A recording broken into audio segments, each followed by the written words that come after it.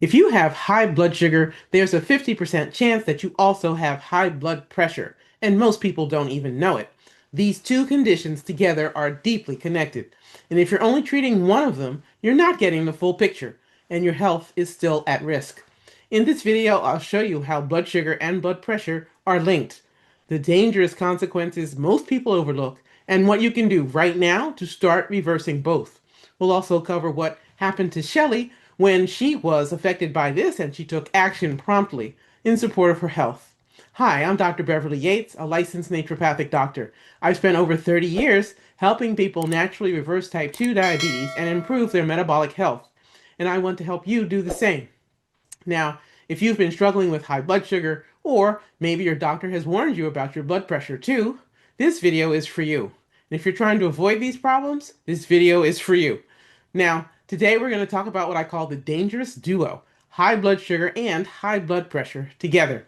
They feed off of each other, yet most treatment plans never really address them together. They address them as if they were separate things.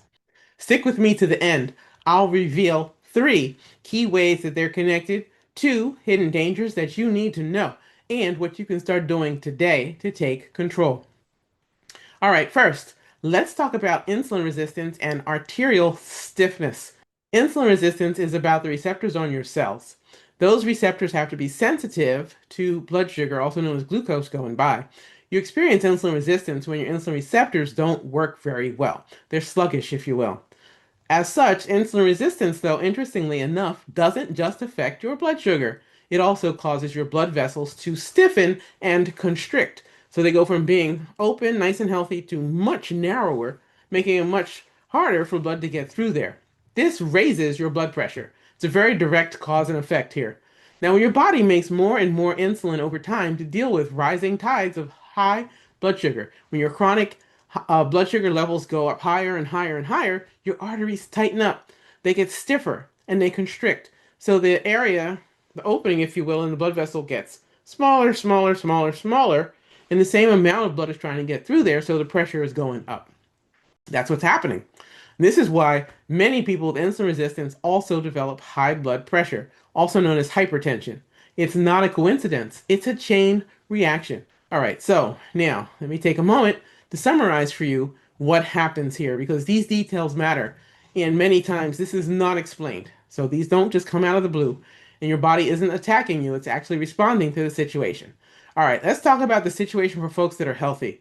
In general, for healthy folks, insulin at normal body levels, at normal physiological levels, it could cause what's called vasodilation or widening of the blood vessels. As the blood vessels are more open, your blood pressure drops. That's going to lead to healthy blood pressure, right? Now, there's a chemical called nitric oxide that your body makes naturally for you. And the vasodilation, the opening of these blood vessels, is normally the result of the release of nitric oxide, often abbreviated NO, from what are called endothelial cells. Endothelial cells line the inner pathways of your blood vessels. This is good news. This is good. Again, this is in healthy individuals. Now, for improved blood flow, what we're going to find is that they have increased production of nitric oxide, or NO, and that leads to decrease in vascular resistance, a fancy way of saying it lowers blood pressure quite naturally. And with the increased blood flow, the blood flows more easily, the vascular resistance is down, blood pressure is down, and this is particularly true in our skeletal muscle.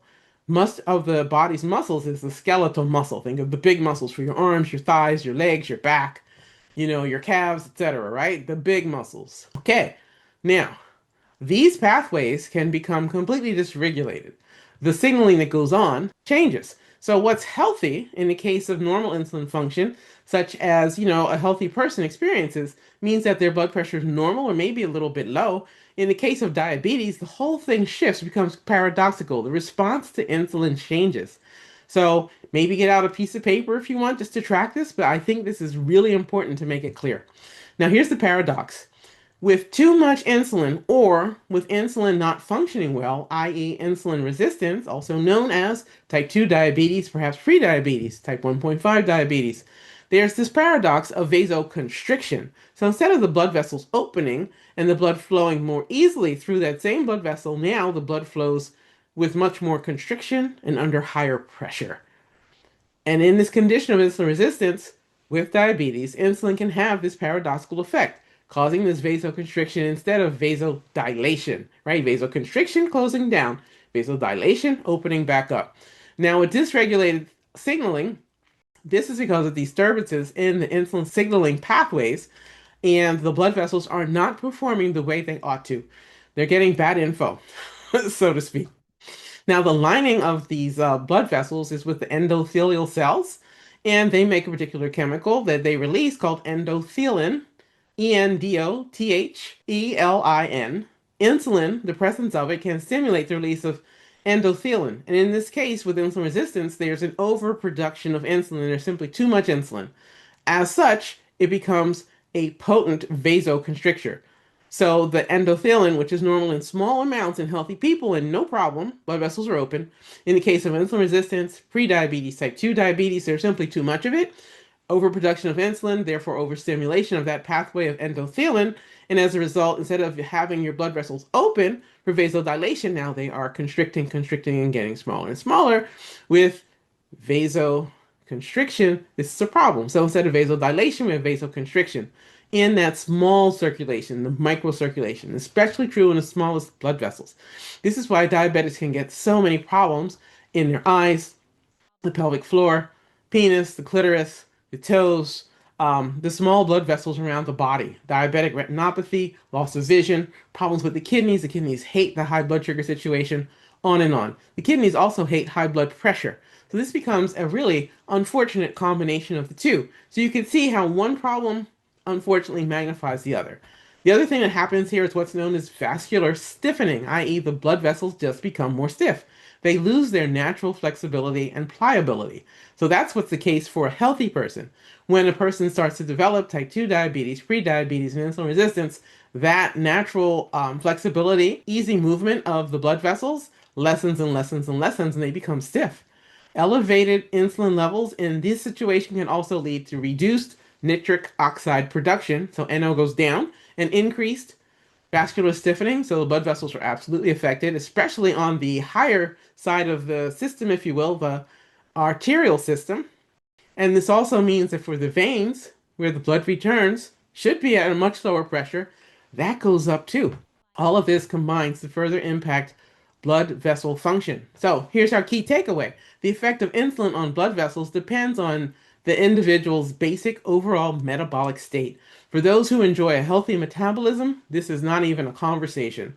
For those whose metabolism is not in a healthy place, this makes a big darn difference. In insulin-resistant states, it becomes vasoconstrictive, and there goes your blood pressure climbing up. And that's the reason why often if someone is effective in lowering their blood sugar numbers, in improving their A1C, in lowering their fasting morning blood sugar, they're going to have success with their blood pressure. And the opposite is true. As those numbers get worse, as the A1C goes up, as the fasting morning blood sugar numbers go up, chances are really good that with increased insulin resistance, they're going to start to have problems with blood pressure. So dealing with one helps deal with the other. They are related. It's absolutely not an unrelated phenomenon. I want to be sure it's really clear. So is this information new to you? It would be great to hear from you in the comments below. If you find this video helpful, please give it a like, share it, turn your notifications on, and subscribe to this channel. I'd love to see you come back. This way, you can help me grow the channel and reach others with this information. Thanks so much. Now keep in mind the story of Shelley. We will cover what happened with her. All right, next stop, let's talk about the kidneys. Key organ when we're talking about both blood sugar and blood pressure.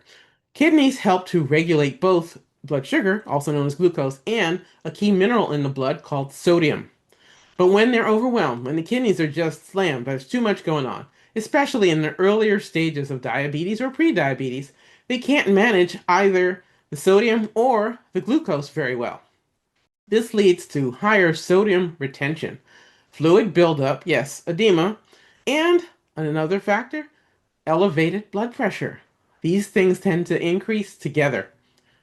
All right, another aspect, a third thing to consider here is just the realities of chronic inflammation and this damage to the lining of the blood vessels, the endothelial damage.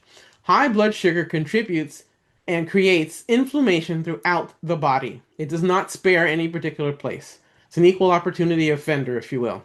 That inflammation damages the lining of your blood vessels, the endothelium, making them a lot less flexible and more prone to pressure buildup. Over time, this contributes to both worsening blood sugar and worsening blood pressure. It's a vicious cycle. You really have to understand how these are linked. All right? So, now, here's the two consequences that most people aren't aware and why they're dangerous. Number one, you might be aware of, you might not. There's an increased risk, some would say a skyrocketing risk of heart attack and stroke. Now, this is something that should get our attention all by itself and move us into action. Having both high blood pressure and high blood sugar more than doubles your risk of heart attack and stroke. And yet, many people don't feel anything. It's silent, unfortunately, until it's too late. These conditions are often called and referred to as silent dangers for a reason. You have to be proactive. If you have one, you need to check out if you have the other. The other thing to consider here, amongst the things we're going to warn about, are cognitive decline and dementia. Research now shows very clearly that poor glucose control combined with high blood pressure damages blood flow to the brain and increases your risk for Alzheimer's, vascular dementia, and other kinds of dementia. So dementia has various subtypes. The most common is Alzheimer's. Another one is vascular dementia, specifically the blood vessels that feed the brain, that kind of dementia, and there are other issues as well. The brain really doesn't like having chronic exposure to high blood sugar, and it doesn't like having chronic exposure to high blood pressure. They are a terrible combination together. The brain is highly sensitive to both glucose and oxygen. You must have them in order to nourish the brain. Now, when circulation is poor in general and sugar levels are unstable, cognitive function can suffer.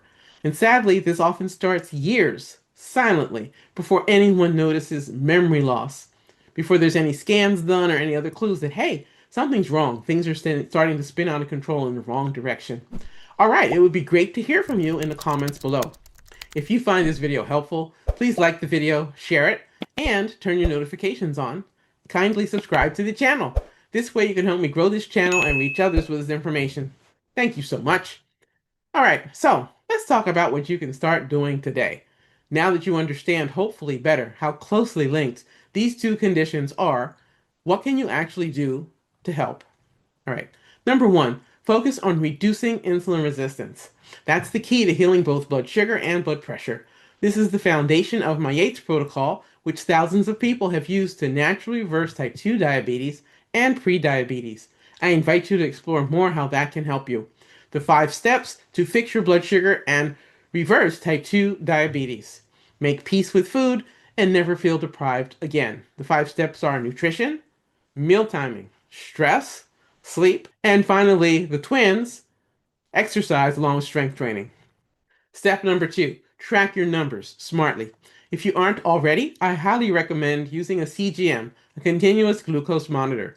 A CGM gives you real-time feedback on your nutrition, your meal timing, stress, sleep, exercise, and strength training, how they affect your blood sugar.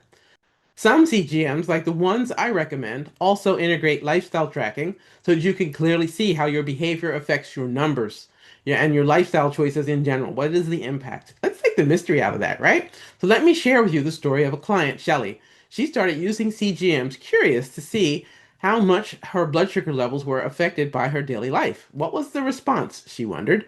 Her fasting insulin levels when she came to me were actually quite high. They were above 60. Once she started using CGMs, she could easily see where and when her daily life sent her blood sugar soaring. She got on the blood sugar roller coaster, it turns out, numerous times throughout the day, each day, and had been unaware this was happening. It was hard to argue with the evidence right there for her to see. She could look at it with an app on her smartphone, or some people, they use a sensor with a CGM. But when you see these numbers, you go, whoa, I didn't know that was a problem. So she came to realize that specific events each week, at work and at home, were really messing up her blood sugar control, also known as glycemic control. This information gave her confidence about which lifestyle changes to make that would make the most difference the quickest. She got to work and was quickly rewarded with better blood sugar numbers and better blood pressure numbers too. At her next checkup, her A1C number had improved as well. This was tangible for her. She could see in real time what she was doing that was helping and what was interfering. This left her feeling empowered and encouraged and inspired. What a fabulous combination. All right, so please see the link in the description for my favorite CGM tool. If you use the CGM and app that I recommend, you can simply take a picture of your foods and beverages and get quick feedback on how they impact your blood sugar, along with tracking your moods and other aspects of daily life. It makes it really straightforward to turn towards what's going to be the healthy option and away from the things that are not serving you. When you can see the data, you can change the outcome. What gets measured gets improved. All right, without this essential information from the CGMs, it is much harder to have success with improving your A1C, improving your fasting morning blood sugar numbers, improving your blood pressure numbers, improving your energy, and reducing risks for the serious consequences of what happens when blood sugar and blood pressure are too high for too long. It's no joke. Now, you might be a fan of using a glucometer, drop of blood, test strips. That's fine. If that's working for you, great. But some people need more information more often. I found that a lot of people who use glucometers and test strips don't test anywhere near as often because it hurts. Using a finger stick to get that drop of blood is painful. And for a lot of folks, they just don't test anywhere near as often as they need to with a glucometer. Therefore, I suggest you use a CGM. I think it's kinder and it's going to be more accurate and more actionable, more accountable for you to use. Right? This is part of what I say. Self-care is not selfish. And having helpful numbers, useful data is part of that self-care. You have to find out what's going on if you're going to actually make a change. Remember, this healing journey is about progress, not perfection. All right, and then the third step here is to eat for both blood sugar control and improve blood pressure numbers. So you're going to want to focus on the foods that are rich in fiber. That's going to help both issues, along with those rich in magnesium and potassium. That helps your blood vessels to relax, like spinach, avocados, pumpkin seeds, and salmon. These help to regulate blood pressure and blood sugar. And of course, this goes without saying, but I'm going to say it anyway in case it's news. You want to cut out highly refined, ultra-processed foods. They are a disaster for both your blood pressure and your blood sugar. Focus on eating whole foods as much as you possibly can. All right, so if you've been treating high blood sugar and high blood pressure like they are two separate issues, I invite you to rethink that. And whoever you're working with your health, the same. I hope this video helped you to connect the dots. These two conditions feed off of each other. But the good news, you can start reversing them today. Your health is in your hands, and I am here to help. It would be great to hear from you in the comments below. If you find this video helpful, please like this video, share it, turn your notifications on, and subscribe to the channel. This way you can help me grow the channel and reach others with this information. Thank you so much. Remember, this healing journey is always about progress, not perfection. Please take great care of yourself. Self-care is not selfish. Check out the description for my channel where you will find links to join one of my programs, join our community via the email list, order my book, and other ways that you can work on your health goals. Please take care of yourself. Are you ready to take the guesswork out of blood sugar control and discover how to turn your metabolism into your superpower? I'd like to gift you my free guide to the Yates protocol. It comes with a blood sugar tracker and a meal plan template you can personalize for both plant-based eating and omnivore eating. Getting your copy is simple. Just scan the QR code you see right here. Or, if you prefer typing it in, go to this link, https://drbeverlyyates.com/guide, GUIDE-reverse, REVERSE-TYPE-2-diabetes-naturally. It's free and it's designed to help you start making changes that really work. The link is available below this video.